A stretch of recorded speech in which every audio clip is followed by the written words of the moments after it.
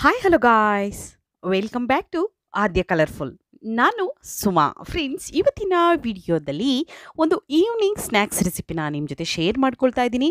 ಗರಿಗರಿಯಾದ ಈರುಳ್ಳಿ ಉಂಡೆ ಪಕೋಡನ ಹೀಗೆ ಮಾಡಿದ್ರೆ ಒಂದು ಬಿಡದೆ ತಿಂದು ಮುಗಿಸ್ತಾರೆ ಅಂತ ಹೇಳ್ಬೋದು. ಅಷ್ಟು ಟೇಸ್ಟಿಯಾಗಿರುತ್ತೆ ಫ್ರೆಂಡ್ಸ್. ಖಂಡಿತವಾಗ್ಲೂ ಒಂದ್ಸಲ ಆದರೂ ನೀವು ಈ ಒಂದು ಈರುಳ್ಳಿ ಪಕೋಡವನ್ನು ತಯಾರಿಸಿ ನೋಡಿ. ನಿಮಗೆ ಅದರ ಟೇಸ್ಟು ಒಂದು ಬೇರೆ ಲೆವೆಲಲ್ಲೇ ಇರುತ್ತೆ. ಸೊ ಒಂದ್ಸಲ ತಯಾರಿಸಿ ಹೇಗೆ ಬಂತು ಅಂತ ತಪ್ಪದೆ ಕಾಮೆಂಟ್ ಸೆಕ್ಷನಲ್ಲಿ ತಿಳಿಸಿ.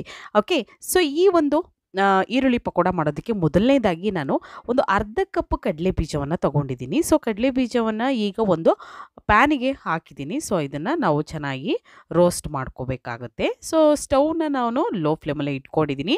ಫ್ರೆಂಡ್ಸ್, ನೀವ್ಯಾರಾದರೂ ಫಸ್ಟ್ ಟೈಮ್ ನನ್ನ ಚಾನಲ್ಗೆ ವಿಸಿಟ್ ಮಾಡಿದರೆ ಪ್ಲೀಸ್ ನನ್ನ ಚಾನಲ್ನ ಸಬ್ಸ್ಕ್ರೈಬ್ ಮಾಡ್ಕೊಳ್ಳಿ, ಹಾಗೆ ಲೈಕ್ ಮಾಡಿ ಮತ್ತು ಹೆಚ್ಚೆಚ್ಚು ಶೇರ್ ಮಾಡಿ ಫ್ರೆಂಡ್ಸ್. ಓಕೆ, ತುಂಬಾ ಈಸಿಯಾಗಿರುವಂಥ ಒಂದು ಆನಿಯನ್ ರೆಸಿಪಿ ಇದು. ಸೊ ಖಂಡಿತವಾಗ್ಲೂ ಒಂದ್ಸಲ ನೀವು ತಯಾರಿಸಿದ್ರೆ ನಿಮಗೆ ಗೊತ್ತಾಗುತ್ತೆ ಇದು ಟೇಸ್ಟ್ ಹೇಗಿರುತ್ತೆ ಅಂತ. ಮಾಮೂಲಿಯಾಗಿ ನಾವು ಬೋಂಡಾ, ಬಜ್ಜಿ, ಪಕೋಡ ಖಂಡಿತವಾಗ್ಲೂ ತಿಂದಿರ್ತೀವಿ, ಆದರೆ ಇದ್ರ ಟೇಸ್ಟ್ ಅಂತೂ ಸೂಪರ್ ಬೇರೆ ಲೆವೆಲ್ ಇರುತ್ತೆ. ಇದು ತುಂಬಾ ಈಸಿಯಾಗಿ ಮಾಡ್ಕೊಳ್ಳುವಂತಹ ಒಂದು ರೆಸಿಪಿ. ನೋಡಿ, ಈಗ ಕಡಲೆ ಬೀಜ ರೋಸ್ಟ್ ಆಗಿದೆ, ಅದನ್ನು ನಾನು ಒಂದು ಸೈಡು ಒಂದು ಸ್ವಲ್ಪ ತಣ್ಣಗಾಗಲಿ ಅಂತ ಒಂದು ತಟ್ಟೆಗೆ ತೆಗೆದಿಟ್ಟಿದ್ದೀನಿ. ಸ್ವಲ್ಪ ತಣ್ಣಗೆ ಆದ ನಂತರ ಒಂದು ಮಿಕ್ಸಿ ಜಾರ್ ತೊಗೊಳ್ಳೋಣ ಫ್ರೆಂಡ್ಸ್. ಈಗ ಮಿಕ್ಸಿ ಜಾರ್ಗೆ ಹಾಕ್ಕೊಳ್ತಾ ಇದ್ದೀನಿ. ನೋಡಿ, ನಾನು ಸಿಪ್ಪೆಯನ್ನು ಕೂಡ ಕ್ಲೀನ್ ಮಾಡ್ತಾ ಇಲ್ಲ. ಬೇಕು ಅಂದರೆ ನೀವು ಸಿಪ್ಪೆಯನ್ನು ಕ್ಲೀನ್ ಮಾಡಿ ಕೂಡ ಹಾಕ್ಕೊಳ್ಬೋದು. ಸೊ ನಾನು ಹಾಗೆ ಹಾಕ್ಕೊಳ್ತಾ ಇದ್ದೀನಿ. ಈಗ ಕಡಲೆ ಬೀಜ ಹಾಕಿದ ನಂತರ ಜಸ್ಟ್ ಇದನ್ನು ಒಂದು ಸ್ವಲ್ಪ ಪುಡಿ ಆಗಬೇಕಷ್ಟೇ. ಸ್ವಲ್ಪ ಅಂದರೆ ಸ್ವಲ್ಪ ಪುಡಿ ಆಗಬೇಕು, ಜಾಸ್ತಿ ಇದನ್ನು ನಾವು ಪೌಡರ್ ಥರ ಮಾಡಬಾರ್ದು. ಅದಕ್ಕೋಸ್ಕರ ನೋಡಿ ಜಸ್ಟ್ ಈ ರೀತಿಯಾಗಿ ಪುಡಿ ಮಾಡ್ಕೊಂಬಂದಿದ್ದೀನಿ. ನೋಡ್ತಾ ಇದ್ದೀರಲ್ಲ, ಹೀಗೆ ಪುಡಿ ಮಾಡಿರೋವಂಥ ಒಂದು ಕಡಲೆ ಬೀಜನ ನಾವು ಒಂದು ಸೈಡು ತೆಗೆದಿಟ್ಕೊಂಡ್ಬಿಡೋಣ. ಈಗ ಒಂದು ಮಿಕ್ಸಿಂಗ್ ಬೌಲ್ ತೊಗೊಳ್ತೀನಿ. ಸೊ ಸ್ವಲ್ಪ ದೊಡ್ಡ ಗಾತ್ರದಲ್ಲಿರೋವಂಥ ಬೌಲನ್ನು ತಗೊಳ್ಳಿ. ತುಂಬಾ ಈಸಿಯಾಗಿರೋವಂಥ, ನೀವು ಎಷ್ಟೇ ಮಾಡಿದ್ರೂ ಕೂಡ ಈರುಳ್ಳಿ ಬೋಂಡ ಅಥವಾ ಬಜ್ಜಿ ಖಾಲಿ ಆಗ್ತಾ ಇರುತ್ತೆ. ಆದರೆ ಈ ಒಂದು ನೀವು ಸ್ನ್ಯಾಕ್ಸನ್ನು ಖಂಡಿತವಾಗ್ಲೂ ತಯಾರಿಸಿ ಮಕ್ಕಳ ಮುಂದೆ ಇಟ್ಬಿಟ್ರೆ ಇಬ್ಬರು ಮಕ್ಕಳೇ ಖಾಲಿ ಮಾಡಿಬಿಡ್ತಾರೆ ಅರ್ಧ ಕೆ ಜಿ ಈರುಳ್ಳಿ ಒಂದು ಸ್ನ್ಯಾಕ್ಸು. ಅಷ್ಟು ಸೂಪರ್ ಇರುತ್ತೆ ಈ ಪಕೋಡ ಅಂತೂ. ಸೊ ನೋಡಿ, ಈಗ ಈರುಳ್ಳಿಯನ್ನು ನಾನು ಸಣ್ಣದಾಗಿ ಉದ್ದುದವಾಗಿ ಕಟ್ ಮಾಡ್ಕೊಂಡಿದ್ದೀನಿ. ಹಾಗೆ ಇದನ್ನು ಒಂದು ಸಲ ಬಿಡಿಸ್ಕೊಂಬಿಡೋಣ.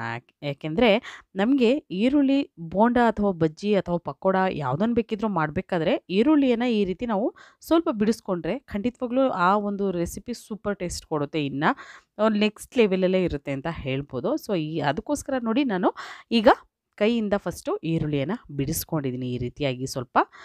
ಅದಾದ ನಂತರ ಇವಾಗ ನಾವು ಕರಿಬೇವನ್ನ ತೊಗೊಳ್ಳೋಣ. ಸೊ ಕರಿಬೇವು ಸಣ್ಣದಾಗಿ ಕಟ್ ಮಾಡಿ ಹಾಕ್ಕೊಂಡಿದ್ದೀನಿ.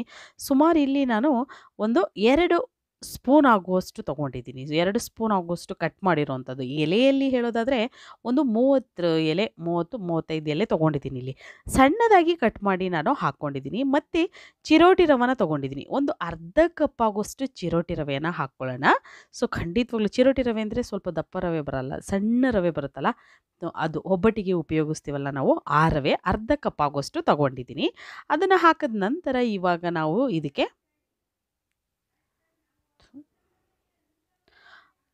ಅದೇ ಕಪ್ಪಿನ ಅಳತೆಯಲ್ಲಿ ನಾನು 1 ಕಪ್ ಮೈದಾ ಹಿಟ್ಟನ್ನು ತಗೊಂಡಿದ್ದೀನಿ.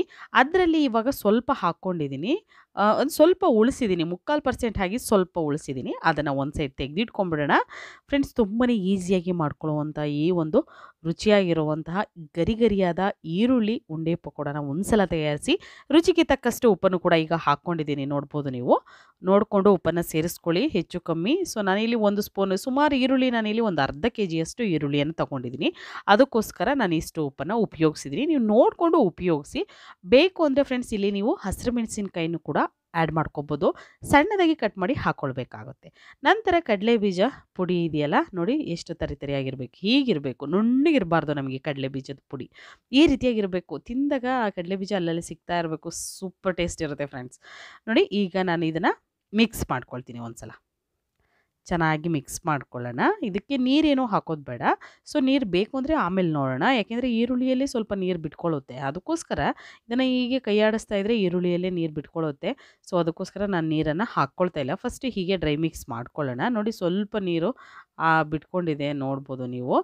ಈಗ ಮತ್ತೆ ಇನ್ನೊಂದು ಸಲ ಚೆನ್ನಾಗಿ ನೀಟನ್ನು ಮಿಕ್ಸ್ ಮಾಡ್ತಾ ಇದ್ದೀನಿ ನೀಟಾಗಿ ನಾನು. ಅದಾದ ನಂತರ ನಮಗೆ ಇನ್ನು ಮತ್ತೆ ಇದಕ್ಕೆ ಹಿಟ್ಟು ಬೇಕಾಗುತ್ತೋ ಇಲ್ವೋ ಅನ್ನೋದನ್ನು ನೋಡೋಣ. ಖಂಡಿತವಾಗ್ಲೂ ಈಗ ಮಿಕ್ಕಿರೋಂಥ ಹಿಟ್ಟನ್ನು ಕೂಡ ಸ್ವಲ್ಪ ಹಾಕ್ಕೊಂಡಿದ್ದೀನಿ ನಾನು, ಒಂದು 2 ಟೇಬಲ್ ಸ್ಪೂನ್ ಆಗುವಷ್ಟು. ಮತ್ತು ಈಗ ಜೀರಿಗೆ ಹಾಕ್ಕೊಳ್ಳೋಣ. 1 ಸ್ಪೂನ್ ಆಗುವಷ್ಟು ಜೀರಿಗೆ ಹಾಕ್ಕೊಂಡಿದ್ದೀನಿ. ಮತ್ತು ಈಗ ಅಜ್ವೈನ್ ಕೂಡ ಸೇರಿಸ್ಕೊಳ್ತೀನಿ. ಅಜ್ವೈನು ಕೂಡ ತುಂಬಾ ಒಳ್ಳೆಯದು ಆರೋಗ್ಯಕ್ಕೆ, ಹಾಗೆ ಡೈಜೆಷನ್ಗೂ ಕೂಡ ಒಳ್ಳೆಯದು. ಅದಕ್ಕೋಸ್ಕರ ಜೀರಿಗೆ ಮತ್ತು ಅಜ್ವೈನ್ ಎರಡನ್ನೂ ಕೂಡ ಹಾಕ್ಕೊಂಡಿದ್ದೀನಿ. ಬೇಕು ಅಂತಂದರೆ ಬರೀ ಜೀರಿಗೆ ಹಾಕ್ಕೊಂಡ್ರೂ ಸಾಕು. ಅಜ್ವೈನ್ ಇದ್ದರೆ ಉಪಯೋಗಿಸ್ಬೋದು, ಇಲ್ಲ ಅಂದರೆ ನೀವು ಸ್ಕಿಪ್ ಮಾಡ್ಬೋದು, ಏನೂ ತೊಂದರೆ ಇಲ್ಲ. ಅದಾದ ನಂತರ ಇವಾಗ ನಾನು ಇದಕ್ಕೆ ಬೆಳ್ಳುಳ್ಳಿಯನ್ನು ಚಚ್ಚಿ ಹಾಕ್ಕೊಳ್ತಾ ಇದ್ದೀನಿ. ಬೆಳ್ಳುಳ್ಳಿ ಒಂದು ಅರ್ಧ ಸ್ಪೂನ್ ಆಗುವಷ್ಟು ಚಚ್ಚಿ ಹಾಕ್ಕೊಂಡಿದ್ದೀನಿ, ನೋಡ್ಬೋದು. ಜೀರಿಗೆ ಹಾಗೆ ಮತ್ತು ಅಜ್ವೈನ್, ಬೆಳ್ಳುಳ್ಳಿ ಪೇಸ್ಟ್ ಇಷ್ಟನ್ನು ಹಾಕ್ಕೊಂಡಿದ್ದೀನಿ. ಮತ್ತು 1 ಸ್ಪೂನ್ ಆಗುವಷ್ಟು ಅಚ್ಕಾರದ ಪುಡಿಯನ್ನು ಹಾಕ್ಕೊಳ್ತಾ ಇದ್ದೀನಿ. ಫ್ರೆಂಡ್ಸ್, ಇಲ್ಲಿ ನಾನು ಹಸಿರು ಮೆಣಸಿನ್ಕಾಯಿನ ಉಪಯೋಗಿಸ್ತಾ ಇಲ್ಲ, ಅದಕ್ಕೋಸ್ಕರ ನಾನಿಲ್ಲಿ ಅಚ್ಕಾರದ ಪುಡಿಯನ್ನು ಹಾಕ್ಕೊಳ್ತಾ ಇದ್ದೀನಿ. ಖಂಡಿತವಾಗ್ಲೂ ಖಾರದ ಪುಡಿ ಹಾಕಿ ಮಾಡಿದ್ರೆ ಟೇಸ್ಟ್ ಚೆನ್ನಾಗಿರುತ್ತೆ. ಹಸಿರು ಮೆಣಸಿನ್ಕಾಯಿ ಇಷ್ಟಪಡೋರು ಹಸಿರು ಮೆಣಸಿನ್ಕಾಯಿನೇ ಉಪಯೋಗಿಸಿ, ಯಾಕೆಂದರೆ ಮಕ್ಳಿಗೆ ಕೊಡೋದಾದರೆ ಖಂಡಿತ ಅದನ್ನು ಸ್ಕಿಪ್ ಮಾಡ್ಬೋದು. ಅದಾದ ನಂತರ ಕೊತ್ತಂಬರಿ ಸೊಪ್ಪನ್ನು ಹಾಕ್ಕೊಂಡಿದ್ದೀನಿ. ಸಣ್ಣದಾಗಿ ಕಟ್ ಮಾಡಿ ಕೊತ್ತಂಬರಿ ಸೊಪ್ಪನ್ನು ಹಾಕ್ಕೊಂಡಿದ್ದೀನಿ ನಾನಿವಾಗ. ಇಷ್ಟನ್ನು ಹಾಕಿದ ನಂತರ ಇದಕ್ಕೆ ಒಂದು 2 ಸ್ಪೂನ್ ಆಗುವಷ್ಟು ಅಕ್ಕಿ ಹಿಟ್ಟನ್ನು ಹಾಕ್ಕೊಳ್ಬೇಕಾಗುತ್ತೆ ನಾವು. ನೋಡಿ, ಇವಾಗ ಒಂದು 2 ಸ್ಪೂನ್ ಆಗುವಷ್ಟು ಅಕ್ಕಿ ಹಿಟ್ಟು, ಜಾಸ್ತಿ ಬೇಡ. 1 ಟೇಬಲ್ ಸ್ಪೂನ್ ಆಗುವಷ್ಟು ರೈಸ್ ಫ್ಲೋರ್ ಸಾಕು ನಮಗೆ. 1 ಟೇಬಲ್ ಸ್ಪೂನ್ ಅಂದರೆ 2 ಸ್ಪೂನು, ಸಣ್ಣ ಸ್ಪೂನಲ್ಲಿ 2 ಸ್ಪೂನು, 1 ದೊಡ್ಡ ಸ್ಪೂನಲ್ಲಿ 1 ಸ್ಪೂನು ಟೇಬಲ್ ಸ್ಪೂನ್ ಅಂದರೆ. ಸೊ 1 ಟೇಬಲ್ ಸ್ಪೂನ್ ಆಗುವಷ್ಟು ಅಕ್ಕಿ ಹಿಟ್ಟನ್ನು ಹಾಕ್ಕೊಂಡಿದ್ದೀನಿ. ಇಷ್ಟನ್ನು ಹಾಕಿದ ನಂತರ ಒಂದು ಸಲ ಇದನ್ನು ಚೆನ್ನಾಗಿ ಈಗ ಮಿಕ್ಸ್ ಮಾಡ್ಕೋಬೇಕಾಗುತ್ತೆ. ನೋಡಿ, ಈ ರೀತಿಯಾಗಿ ನಾನು ಮಿಕ್ಸ್ ಮಾಡ್ಕೊಳ್ತಾ ಇದ್ದೀನಿ.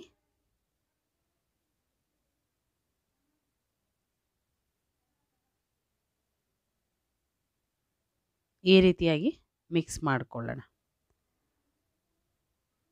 ಸ್ವಲ್ಪ ನೀರು ಬೇಕಾಗ್ಬೋದು. ಇದಕ್ಕೆ ಒಂದು 2 ಸ್ಪೂನ್ ಆಗುವಷ್ಟು ನೀರನ್ನು ಹಾಕ್ಕೊಳ್ಬೇಕಾಗುತ್ತೆ ನಾವು, ಜಾಸ್ತಿ ಏನು ಬೇಕಾಗೋದಿಲ್ಲ.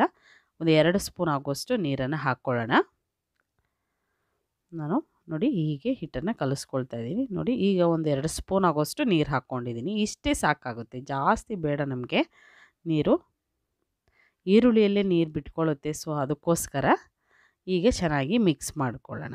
ಈ ರೀತಿಯಾಗಿ ನಾನು ಒಂದು ಹಿಟ್ಟನ್ನು ಮಿಕ್ಸ್ ಮಾಡ್ಕೊಂಡಿದ್ದೀನಿ. ಗರಿ ಗರಿಯಾದ ಈರುಳ್ಳಿ ಉಂಡೆ ಪಕೋಡ ಹೀಗೆ ಮಾಡಿದ್ರೆ ಒಂದು ಬಿಡದೆ ತಿಂದು ಮುಗಿಸ್ತಾರೆ ಅಂತ ಹೇಳ್ಬೋದು. ತುಂಬಾ ರುಚಿಯಾಗಿರುವಂಥ, ಪರ್ಫೆಕ್ಟ್ ಆಗಿರೋ ಬರುವಂತಹ ಉಂಡೆ ಪಕೋಡ ಒಂದು ಸರ ತಯಾರಿಸಿ, ಇದು ನಮಗೆ ನೋಡಿ ಈ ರೀತಿಯಾಗಿ ಕೂಡ ನೀವು ಮಾಡ್ಕೋಬೋದು. ಅಥವಾ ಈರುಳ್ಳಿ ವಡೆ ಕೂಡ ನಾನು ಮಾಡೋದು ಹೇಗೆ ಅಂತ ತೋರಿಸಿದ್ದೀನಲ್ಲ, ಸೊ ಆ ರೀತಿಯಲ್ಲೂ ಕೂಡ ನೀವು ಮಾಡ್ಕೋಬೋದು. ನೋಡಿ, ಹೀಗೆ ಬೇಕಿದ್ರೂ ಮಾಡ್ಕೋಬೋದು. ಇದೇ ಶೇಪ್ ಕೊಟ್ಕೊಂಡು ನೀವು ವಡೆ ಥರ ಕೂಡ ರೆಡಿ ಮಾಡ್ಕೋಬೋದು. ಅಥವಾ ಹುಂಡೆ ಬೇಕು ಅಂದರೆ ಹುಂಡೆಯಲ್ಲೂ ಕೂಡ ರೆಡಿ ಮಾಡಿಕೊಂಡು ನೀವು ತೊಗೊಳ್ಬೋದು. ಸೊ ಈಗ ರುಚಿಯಾಗಿರೋವಂತಹ, ಇಲ್ಲಾಂದರೆ ಚಿಕ್ಕ ಚಿಕ್ಕದಾಗಿ ನೋಡಿ ಇಷ್ಟಿಷ್ಟು ನೀವು ಹಾಕ್ಕೊಳ್ಬೋದು. ನೋಡಿ, ತುಂಬ ಚೆನ್ನಾಗಿರುತ್ತೆ. ಎಣ್ಣೆ ಮೀಡಿಯಮಾಗಿ ಕಾದಿದೆ. ಇವಾಗ ನಾನು ಉಂಡೆ ಮಾಡಿ ಅದನ್ನು ಹಾಕ್ಕೊಳ್ತೀನಿ. ತುಂಬಾ ಈಸಿಯಾಗಿ ಮಾಡ್ಕೊಳ್ಳೋವಂಥ ರೆಸಿಪಿ ಇದು ಫ್ರೆಂಡ್ಸ್. ಖಂಡಿತವಾಗ್ಲೂ ನಿಮಗೆಲ್ಲರಿಗೂ ಕೂಡ ಇಷ್ಟ ಆಗುತ್ತೆ ಅಂತ ಭಾವಿಸ್ತೀನಿ. ಒಂದು ಸಲ ತಯಾರಿಸಿ ಮತ್ತು ಹೇಗೆ ಬಂತು ಅಂತ ತಪ್ಪದೆ ಕಾಮೆಂಟ್ ಸೆಕ್ಷನಲ್ಲಿ ತಿಳಿಸಿ ಫ್ರೆಂಡ್ಸ್. ಓಕೆ, ಸೊ ಈಗ ನೋಡಿ, ಈಗ ಸ್ವಲ್ಪ ದೂರ ನಾವು ಹಾಕ್ಕೊಳ್ಳೋಣ. ಹತ್ತತ್ರ ಹಾಕೋದ್ರಿಂದ ಮತ್ತು ಎಣ್ಣೆ ಕಾಯ್ದಲೇ ನಾವು ಬೋಂಡಗಳನ್ನು ಹಾಕಿಬಿಟ್ರೆ ಏನಾಗುತ್ತೆ ಅಂತಂದರೆ ಅಂಟ್ಕೊಳ್ಳುತ್ತೆ. ಸೊ ಎಣ್ಣೆ ಕೂಡ ಜಾಸ್ತಿ ಹೀರ್ಕೊಳ್ಳುತ್ತೆ. ಅದಕ್ಕೋಸ್ಕರ ಏನು ಮಾಡಬೇಕು ಅಂದರೆ ಸ್ವಲ್ಪ ಎಣ್ಣೆ ಕಾಯೋದಕ್ಕೆ ನಾವು ಬಿಡಬೇಕಾಗುತ್ತೆ. ಈಗ ನೋಡಿ, ಕಲರ್ ಕೂಡ ಚೇಂಜ್ ಆಗ್ತಾ ಬರ್ತಾ ಇದೆ. ಸೊ ಕಲರ್ ಚೇಂಜ್ ಆದ್ಮೇಲೆ ಇದನ್ನು ಟರ್ನ್ ಮಾಡೋಣ. ಟರ್ನ್ ಮಾಡಿ ಎರಡೂ ಸೈಡ್ ಕೂಡ ನಾವು ಗೋಲ್ಡನ್ ಕಲರ್ ಬರೋ ಹಾಗೆ ಫ್ರೈ ಮಾಡ್ಕೋಬೇಕು. ನೋಡಿ, ಈ ರೀತಿಯಾಗಿ ಟರ್ನ್ ಮಾಡ್ಕೊಳ್ತಾ ಇದ್ದೀನಿ. ಹೀಗೆ ಇದನ್ನು ಟರ್ನ್ ಮಾಡಿ ನಾವು ಎರಡು ಸೈಡ್ ಕೂಡ ಗೋಲ್ಡನ್ ಕಲರ್ ಬರೋ ಹಾಗೆ ಈ ಈರುಳ್ಳಿ ಒಂದು ಉಂಡೆ ಪಕೋಡವನ್ನು ಬೇಯಿಸ್ಕೋಬೇಕಾಗತ್ತೆ ಎರಡೂ ಸೈಡು. ಸೊ ಫ್ರೆಂಡ್ಸ್, ಖಂಡಿತವಾಗ್ಲೂ ಒಂದು ಸಲ ತಯಾರಿಸಿ. ಯಾಕೆಂದರೆ ಇಷ್ಟೊಂದು ಫೋರ್ಸಾಗಿ ಹೇಳ್ತಿದ್ದೀನಿ ಅಂದರೆ ತುಂಬಾ ಟೇಸ್ಟಿ ಇರುತ್ತೆ. ಇದು ಎಮ್ಮಿ ಟೇಸ್ಟನ್ನು ಕೊಡುತ್ತೆ. ಸೊ ತಯಾರಿಸಿ ಮತ್ತು ಹೇಗೆ ಬಂತು ಅಂತ ತಿಳಿಸ್ತೀರಾ ಅಂತ ಭಾವಿಸ್ತೀನಿ. ಸೊ ಇವಾಗ ಕಲರ್ ಕೂಡ ಚೇಂಜ್ ಆಗ್ತಿದೆ ನೋಡಿ. ಆಲ್ಮೋಸ್ಟ್ ಈ ಬೋಂಡ ಅಥವಾ ಪಕೋಡ ರೆಡಿಯಾಗಿದೆ. ಸೊ ಇದನ್ನು ಒಂದು ಟಿಶ್ಯೂ ಮೇಲೆ ತೆಗೆದಿಟ್ಕೊಂಬಿಡೋಣ. ನೋಡ್ತಾ ಇದ್ದೀರಲ್ಲ, ಈ ಕಲರ್ ಬಂದಾಗ ನಮಗೆ ಪರ್ಫೆಕ್ಟ್ ಆಗಿದೆ ಅಂತ.